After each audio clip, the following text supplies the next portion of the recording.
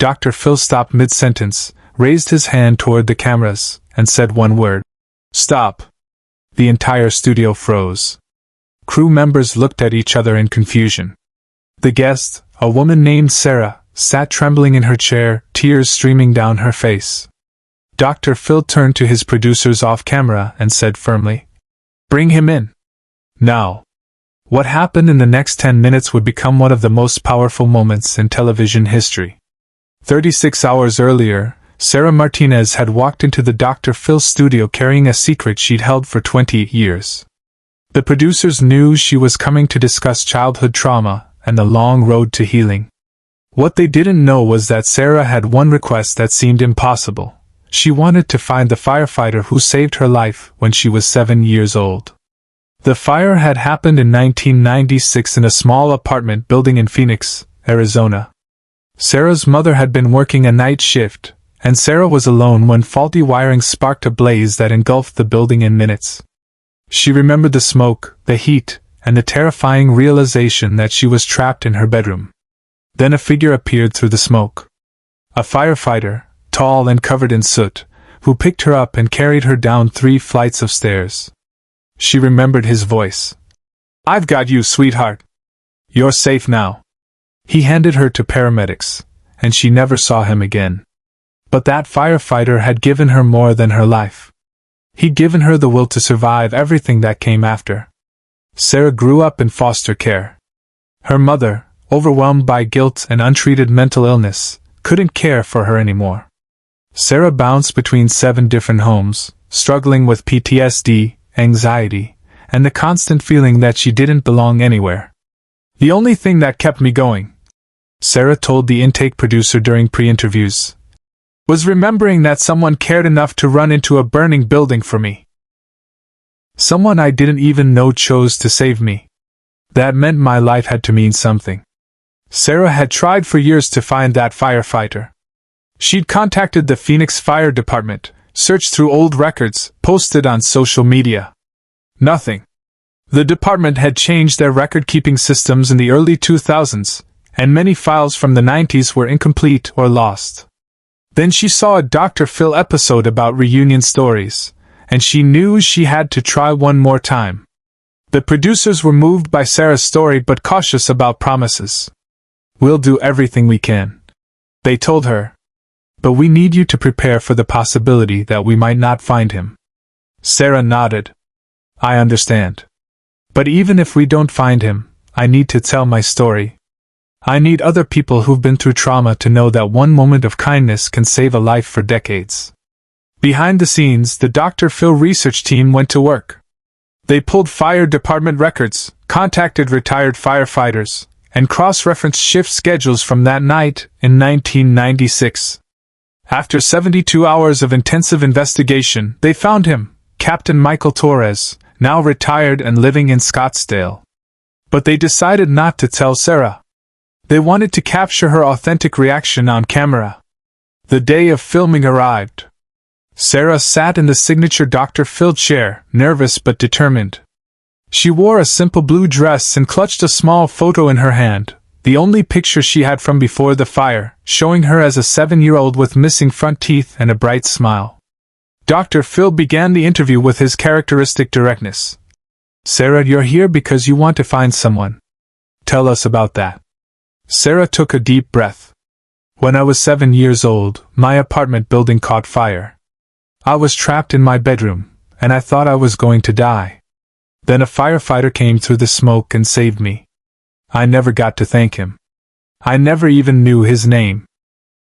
The audience was silent, leaning forward in their seats. Dr. Phil's expression was focused and pathetic. "That firefighter gave me more than my life," Sarah continued, her voice breaking. "He gave me hope. Every time I wanted to give up, and there were a lot of those times, I remembered that someone cared enough to risk everything for me. A stranger. That meant I had to keep going. I had to make my life worth saving." Dr. Phil leaned forward. "Sarah, what would you say to him if he were here right now?" Sarah's tears flowed freely. "I would tell him that he saved me twice.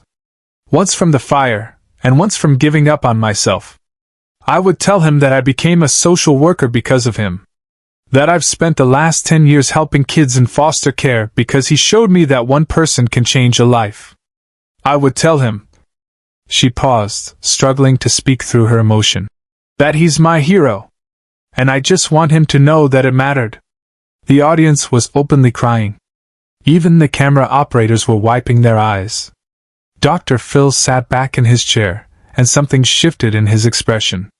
He looked toward the producers offstage, then back at Sarah.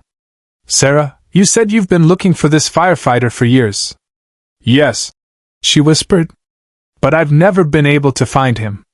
That's when Dr. Phil did something unprecedented. He stood up, raised his hand toward the cameras, and said, "Stop the tape." The studio went completely silent. This never happened. Dr. Phil didn't stop filming. Producers exchanged confused glances. The audience sat frozen, unsure what was happening. Dr. Phil looked directly at Sarah. "Before we go any further, I need to tell you something." Sarah's face went pale. "Did something happen to him?" "No," Dr. Phil said gently. "Sarah, we found him. Captain Michael Torres. He's retired now, living in Scottsdale. And he's been watching your story from backstage." Sarah's hands flew to her mouth. Her whole body began to shake. "He's here?" she whispered. Dr. Phil turned to the side stage entrance and nodded. "Captain Torres, would you come out here? Subscribe and leave a comment, because the most powerful part of this story is still ahead." The studio doors opened, and a man in his late 50s walked onto the stage. He was tall, with gray hair and the bearing of someone who'd spent decades running toward danger. He wore his dress fire department uniform, medals pinned to his chest. Sarah stood up so fast her chair almost tipped over. For a moment, she just stared at him, as if she couldn't believe he was real. Captain Torres stopped a few feet away from her, and his eyes were already red. "Sarah?" he said, his voice rough with emotion. "You came," she whispered. "You actually came. Sweetheart," he said, using the same word he'd used 28 years ago. "I never forgot you." Sarah broke. She crossed the distance between them in 2 steps and fell into his arms, sobbing. Captain Torres wrapped his arms around her and held on, his own tears falling freely. The studio audience rose to their feet as one, applause and tears mixing together. Camera operators kept filming even as they cried. Dr. Phil stood to the side, giving them space, his own eyes wet. No one in that studio, or watching at home, had been prepared for this moment. After several minutes, Sarah and Captain Torres pulled apart, though she kept one hand gripped tightly in his, as if afraid he might disappear. "I tried to find you," Sarah said. "I tried so many times." "I tried to find you too," Captain Torres admitted. "After that night, I couldn't stop thinking about you. I followed up with the department, but they said you'd been placed in foster care and the records were sealed. I've wondered about you for 20 years. Dr. Phil guided them both to sit down, pulling up an extra chair so Captain Torres could sit beside Sarah. The audience settled back into their seats, but the energy in the room was electric. "Captain Torres," Dr. Phil said gently, "Sarah said you saved her twice. Once from the fire, and once from giving up. Did you know the impact you had?" Captain Torres looked at Sarah, his face full of wonder. "I hoped. Every firefighter hopes that the people they save go on to live beautiful lives. But we almost never get to know. We show up at the worst moment of someone's life, we do our job, and then we leave. We don't get to see what happens after."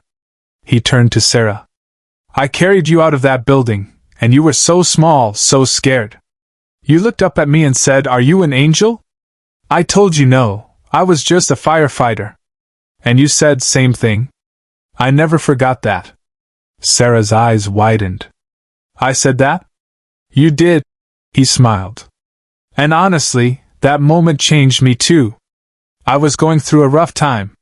My marriage was falling apart. I was questioning whether I was making a difference. Then this little girl tells me I'm an angel. It reminded me why I became a firefighter in the first place." Dr. Phil leaned forward. So Sarah saved you too? Captain Torres nodded, his voice thick. Yeah. She did. But Dr. Phil wasn't finished.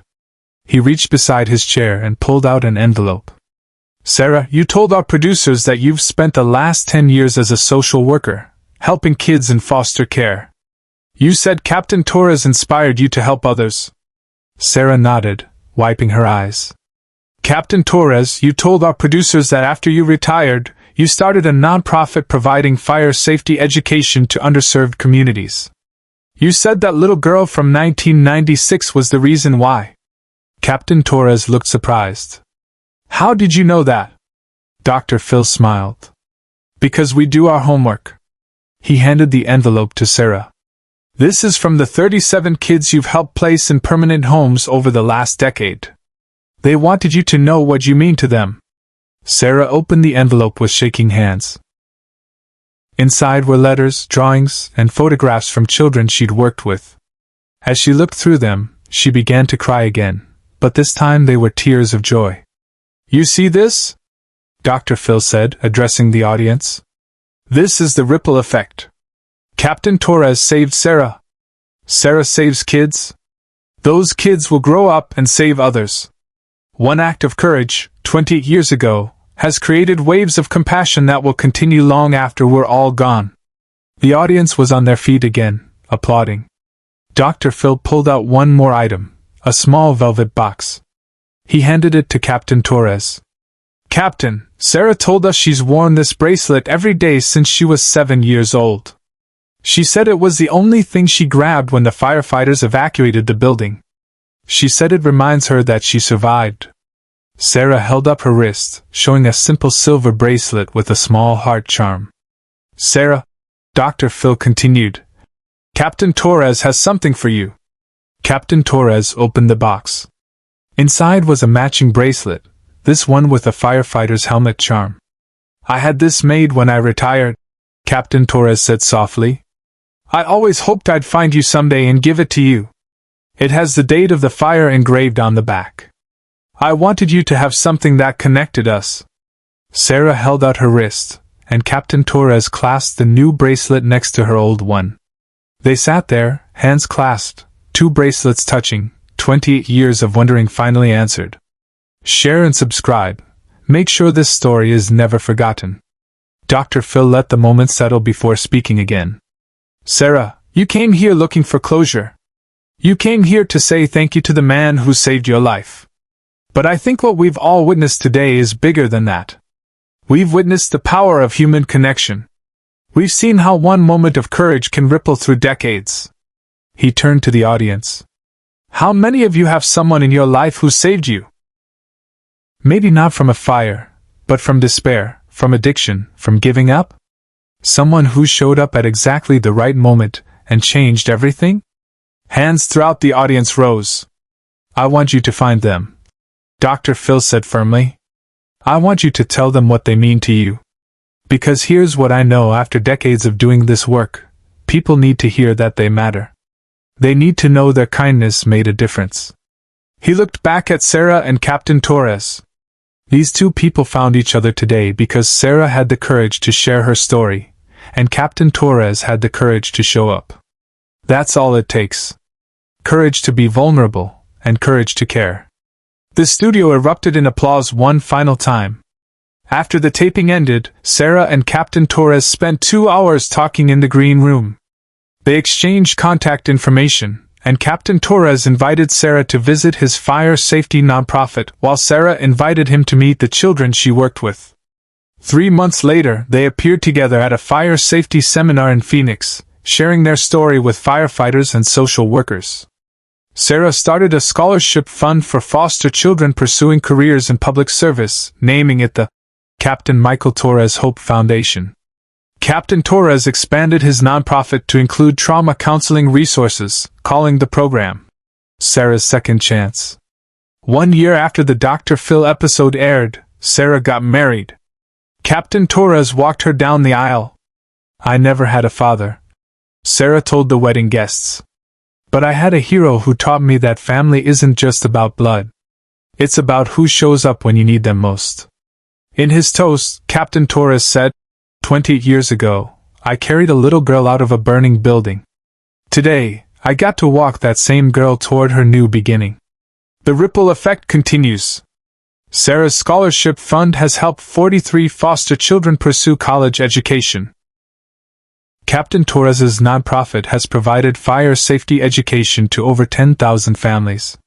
The Dr. Phil episode has been viewed over 50 million times, inspiring countless people to reach out to those who change their lives. The message is profound. You never know when your moment of courage will become someone else's reason to live. Sarah keeps both bracelets on her left wrist now. When children ask about them, she tells them, "One reminds me I survived. The other reminds me why survival matters." Together, they remind me that we're all connected by moments we'll never forget and people we should never stop thanking. The fire that nearly took Sarah's life in 1996 is now a distant memory. But the light it sparked, the connection between a firefighter and the child he saved, and the thousands of lives they've both touched since, continues to burn bright, warming everyone it reaches.